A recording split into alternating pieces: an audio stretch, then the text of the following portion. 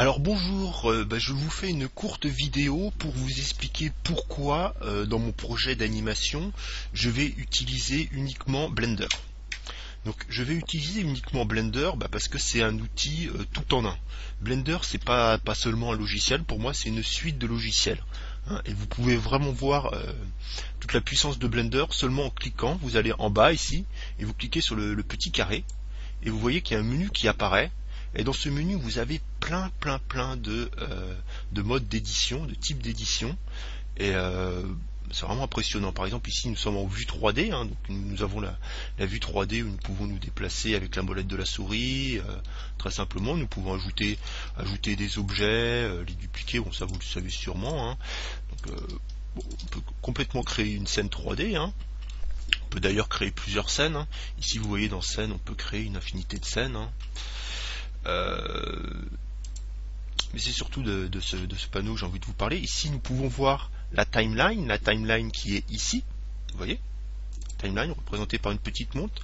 Le Graph Editor qui permet d'éditer aussi au niveau de l'animation, mais de façon beaucoup plus précise. Et le Dope Sheet qui permet lui aussi une édition au niveau de l'animation. En fait, pour aller du moins précis au plus précis, donc nous avons la timeline qui est ici, qui nous sert à créer la base de l'animation. Ensuite, le Dope Sheet permet déjà d'agir un peu plus sur l'animation en rapprochant les clés, en accélérant un peu l'animation, en modifiant certains paramètres, et vraiment le Graph Editor qui permet d'agir vraiment de façon, je dirais même au millimètre près sur l'animation, pour vraiment créer l'animation qu'on a envie de créer.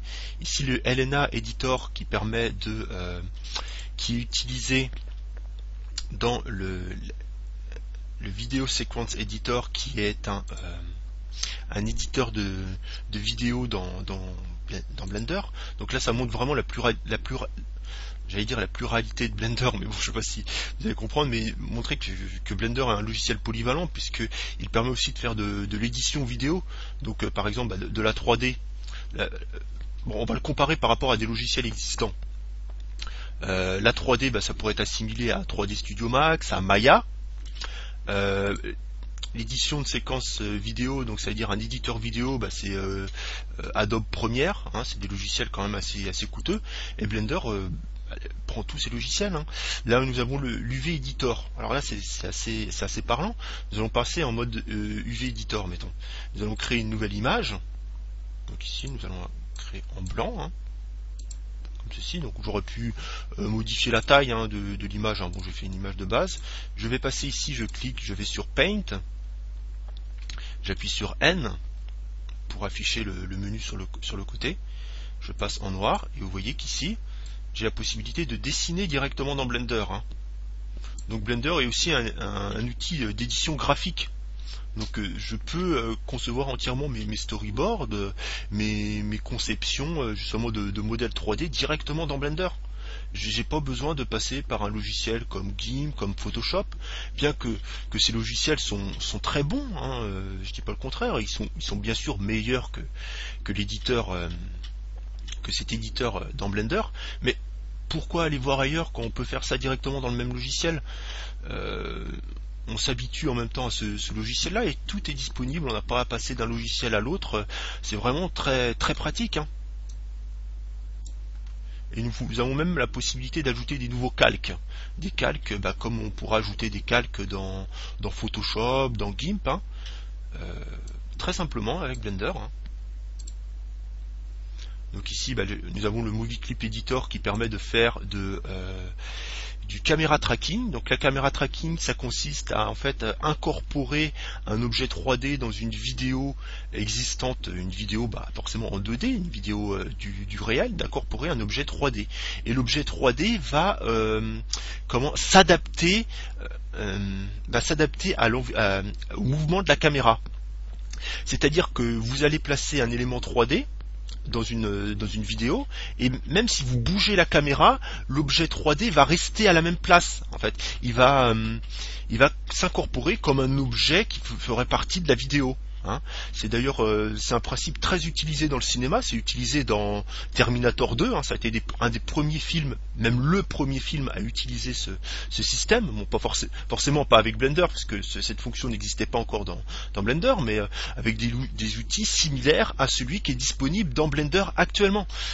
Nous avons des logiciels comme Boujou, qui est un logiciel justement qui permet de faire cette fonction, mais uniquement cette fonction de Blender, hein. Il a uniquement le match moving, le camera tracking, comme je le dis, et que c'est un logiciel qui coûte 10 000 $. Donc ça, Blender, vous l'avez gratuitement. Et en plus, vous l'avez incorporé à un logiciel qui permet de faire de la 3D, de l'édition vidéo, de l'animation. Donc c'est vraiment intéressant. Vous avez le Node Editor, le Compositing, qui pour certains logiciels, justement, c'est un logiciel à part. Ici, c'est intégré dans Blender. Vous avez le Logic Editor qui permet de faire des jeux vidéo. C'est quand même pas mal. Bon, après, c'est des fonctions, les propriétés. Donc ici, vous avez toute une fenêtre de propriétés. Vous pouvez créer entièrement vos textures. On peut entièrement créer les textures avec Blender, entièrement les matériaux. Voilà, c'est une des raisons pour lesquelles je n'utiliserai que Blender, hein. Donc dans mon film d'animation, je vais utiliser vraiment que Blender. Encore un outil, c'est vrai, je viens d'y penser. Nous allons par exemple prendre ce cube. Nous allons utiliser un modifieur qui s'appelle le modifieur multi-résolution. Nous allons l'appliquer. Hop là, je fais une petite bêtise, désolé. Nous n'allons pas l'appliquer, nous allons affecter différentes subdivisions. Nous allons nous focaliser sur ce cube qui a été transformé en sphère et nous allons passer en sculpt mode. Et vous voyez qu'ici on peut sculpter complètement notre cube, hein. Enfin, ce qui était un cube au départ, vraiment de façon, ouais, ça ressemble. On peut vraiment le sculpter de façon totalement aléatoire, hein. Nous avons différents types de brosses. Voilà. Alors, pourquoi aller voir? Franchement, c'est pas seulement parce que Blender est gratuit que je l'utilise, c'est vraiment parce que c'est un logiciel impressionnant, hein. Impressionnant dans ses capacités, de réalisation. C'est même pas un logiciel, c'est une suite de logiciels. Ça, il y a des logiciels qui font uniquement ça. Je pense par exemple à ZBrush, à Mudbox, qui utilisent uniquement ce principe. Donc, bien sûr, ceux qui utilisent ces logiciels-là vont me dire, bah oui, mais dans ZBrush et tout ça, c'est beaucoup plus poussé. Mais bon, ZBrush il coûte 800 $. Là, c'est gratuit et c'est tout en un avec un logiciel qui permet aussi l'édition et l'animation. Donc le caméra tracking. Donc tout en un. Et l'avantage aussi de Blender, c'est que tous les raccourcis clavier, toutes les fonctions qu'on utilise sont les mêmes qu'on passe d'un module à un autre. Par exemple, très simplement, je vais faire un mode de sélection de boîte, hein. Donc le mode de sélection de boîte, c'est B, ça crée, vous voyez, deux traits en fait qui suivent la souris, et ça permet, lorsque vous cliquez gauche et que vous gardez appuyé le bouton gauche, de sélectionner plusieurs objets en même temps. Vous voyez qu'ici j'ai tout sélectionné. Vous voyez que si je passe par exemple, je sais pas, en Node Editor, que je mets passe en mode compositing, que je mets use node. Bon, vous n'avez pas besoin de savoir pour cette explication à quoi servent les nodes, mais je vais ajouter plusieurs nœuds. Là, je vais ajouter par exemple celui-là. Donc les nœuds, ça permet de réaliser des effets sur les images, mais nous n'allons pas voir les effets sur les images ici. Mais vous voyez que ce menu, bien qu'étant complètement différent du menu que nous avions de la vue 3D, hein, bien qu'étant complètement différent de la vue 3D, vous voyez que si j'appuie sur B, il y a toujours les deux traits qui apparaissent, et si je garde appuyé, il y a toujours un mode de sélection de boîte, hein. Et ça me permet de sélectionner, comme c'était possible dans la vue 3D, tous les éléments de cette section également. Donc tous les raccourcis clavier, la majorité des raccourcis clavier sont utilisables dans d'autres fonctions de Blender. C'est une des forces de Blender, parce que lorsque vous passez d'un logiciel à l'autre, les raccourcis clavier changent, la disposition des icônes, tout ça, tout change.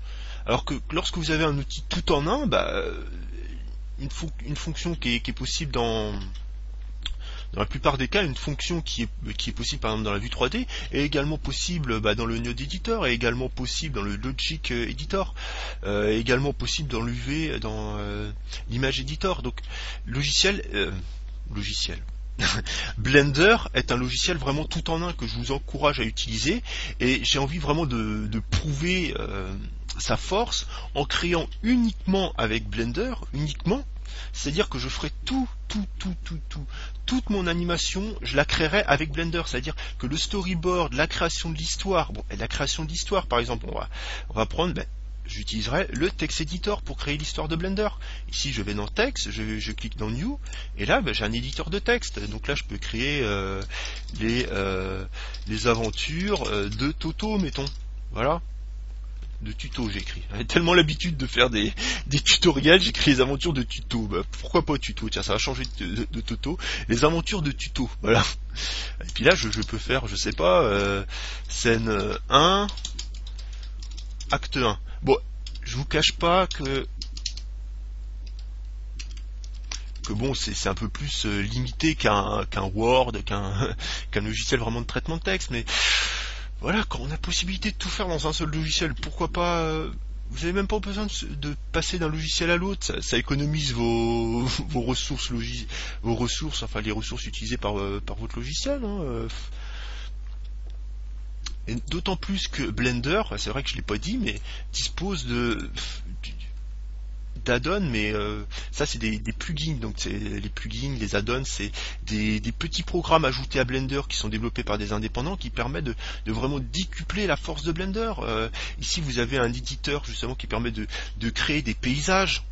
Il y a des logiciels qui coûtent, je sais plus exactement les prix, je sais qu'il y a Vue, c'est un logiciel comme ça de création de paysages, uniquement de paysages, qui coûte, mais je vous dis pas le prix parce que je le connais pas, mais plusieurs milliers de, je pense pas me tromper en disant plusieurs milliers d'euros. Je connais pas le prix exact, mais voilà. Et donc là, un add-on de Blender permet de faire quelque chose d'à peu près similaire.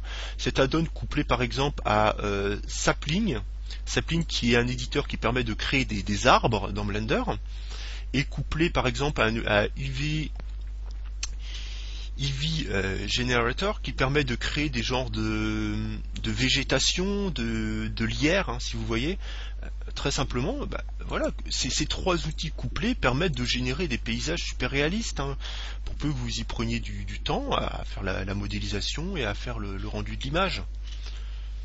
Aussi, un outil que j'ai oublié, il y en a tellement que ce serait difficile de tous les dire là j'en suis à combien de vidéos là, j'en suis déjà à 12 minutes et j'ai même pas dit la moitié des outils, parce qu'il y en a tellement. Vous avez également la possibilité de faire des générations de particules. Donc les particules permettent de créer des effets spéciaux, de créer des explosions, voilà, de créer plein de choses, de créer des cheveux aussi. Vous avez la possibilité de créer des cheveux, des vêtements, des liquides. Vous avez un simulateur d'océan dans Blender. Ici, donc je vais l'ajouter. Donc simulateur de fumée aussi, que j'allais oublier.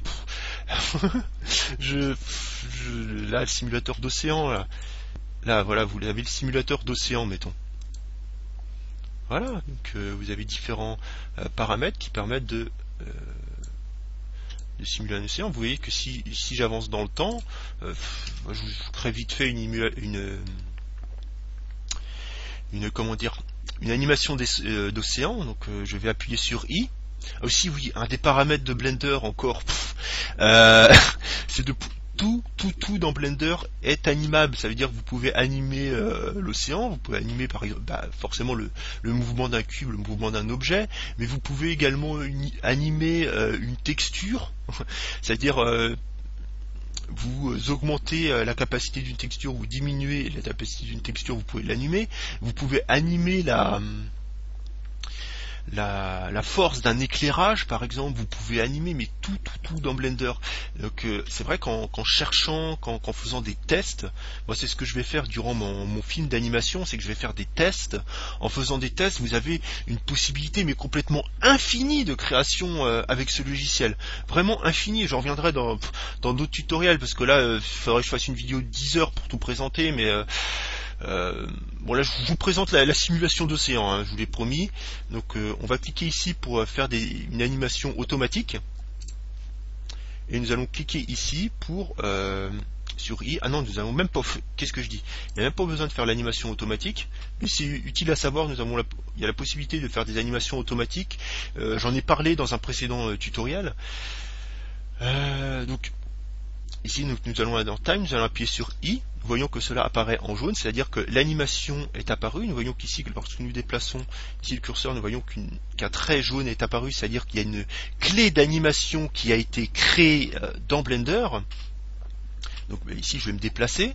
Je vais avancer le time, par exemple, pas trop loin. Nous allons lui donner une valeur de 10, mettons, et nous allons appuyer sur I. Ah non. I en restant le pointeur de la souris bien sûr sur la fonction que nous voulons animer. Voilà. Et nous voyons que ici nous avons 21 images, donc nous allons arrêter notre animation, mettons à 22. Non, n'importe quoi. J'ai mis là, ici c'est pour mettre le pointeur. Donc ici nous avons start et end, donc nous allons mettre end à 22. Ici nous voyons que la partie grisée a augmenté, en fait c'est la fin de l'animation. Ici nous avons en clair notre animation, et lorsque nous faisons Alt A, nous avons notre animation qui se crée. Donc j'ai fait un peu rapide mon océan, mais bon, vous comprenez le concept, tout est animable dans Blender. Vous avez la possibilité d'augmenter la résolution de l'océan, de créer des petites vagues ici, de créer un effet de vent, et de créer avec le banking de créer vraiment un océan réaliste, puisque cela créera une texture d'océan vraiment très réaliste, et même de créer de l'écume sur l'océan. Donc voilà, c'est tout pour cet aperçu de Blender. Bon, je vais essayer de faire court, mais il y a plein d'autres menus, des add-ons, chaque jour. C'est ça la force du logiciel open source, c'est que chaque jour il y a des gens dans leur coin qui créent une petite fonction de Blender et qui l'ajoutent. C'est un logiciel qui est pas fermé comme 3D Studio Max, où par exemple on a une dizaine de personnes dans un bureau qui participent à l'évolution du logiciel, mais Blender, c'est des milliers de personnes, voire bon, je vais peut-être pas dire des dizaines de milliers, mais peut-être des dizaines de milliers. Bon, il y en a qui font des petites choses, même il y en a qui font des tutoriels, même les personnes qui font du tutoriel, ils profitent à l'évolution de Blender. C'est vraiment ça la force de Blender, et c'est ça qui fait que c'est un logiciel vraiment impressionnant. Et aussi, chose très importante, c'est que Blender, je vais vous le montrer tout de suite, je vais aller sur le site de Graphic Hall, donc qui est le site qui permet de télécharger les dernières versions de Blender. Bon, c'est des versions encore en test, donc pas forcément très stables, mais vous voyez que par exemple, je vais cliquer sur cette version qui est disponible pour Windows, mais vous avez également des versions disponibles pour Linux et pour Mac. Ici vous voyez pour Mac, pour Linux, pour Windows. Je vais cliquer sur la dernière version qui a été proposée il y a 24 minutes. Elle fait seulement 31 MO de taille. Je ne sais pas si vous vous rendez compte, des logiciels comme je sais pas, 3D Studio Max, il fait 1 giga voire plusieurs gigas. C'est vraiment impressionnant que autant de fonctions peuvent tenir dans uniquement 30 MO, quoi. Et puis pareil, toutes ces versions sont des versions portables, c'est-à-dire que contrairement aux logiciels comme 3D Studio Max où vous êtes obligé de l'installer sur un ordinateur, par exemple si vous êtes sur un groupement d'ordinateurs et que vous n'avez pas la possibilité d'installer des logiciels, c'est pas grave, je sais pas ce que j'ai. Blender est un logiciel qui permet de tenir sur une clé USB qui est en version portable, donc en version uniquement copiable, que vous copiez-collez sur une clé USB. Donc vous avez la possibilité de prendre Blender, de prendre vos modèles et de faire vos présentations, par exemple sur un ordinateur qui ne propose pas justement l'installation de nouveaux logiciels, et de quand même pouvoir montrer vos présentations si vous êtes professionnel dans le domaine. Donc voilà, cette fois-ci je m'arrête sur cette présentation de Blender. J'espère qu'elle vous aura plu, elle est un peu longue, mais bon voilà, c'était pour vous expliquer que je vais uniquement utiliser Blender pour la création de mon projet d'animation. qu'il est largement utile pour ce projet et que je n'aurai pas besoin d'autres logiciels et que je n'utiliserai pas d'autres logiciels que Blender. Je vous remercie d'avoir regardé cette vidéo, n'hésitez pas à laisser un commentaire en dessous de celle-ci et à très bientôt pour un prochain tutoriel dans Blender sur ma chaîne YouTube ou sur mon blog blender-3d.fr et je proposerai prochainement un accès justement au développement de mon court-métrage d'animation avec Blender. Et vous aurez la possibilité de vous inscrire et vous aurez toutes les ressources. Vous pourrez en direct, quasiment en direct, assister à la création de mon court-métrage. Je posterai toutes les vidéos. D'ailleurs, je proposerai également des Hangouts. Donc les Hangouts, c'est quoi? C'est une propriété de Windows, non pas du tout de Windows, de Google, qui permet de faire des vidéos en direct sur YouTube et de pouvoir les publier, de pouvoir interagir avec vous et de pouvoir répondre à vos questions. Donc voilà, à très bientôt pour un prochain tutoriel, pour un prochain article sur mon blog, ou pour un prochain Hangout, ou pour une prochaine présentation de mon film, de mon court-métrage d'animation qui est en cours de réalisation. À très bientôt!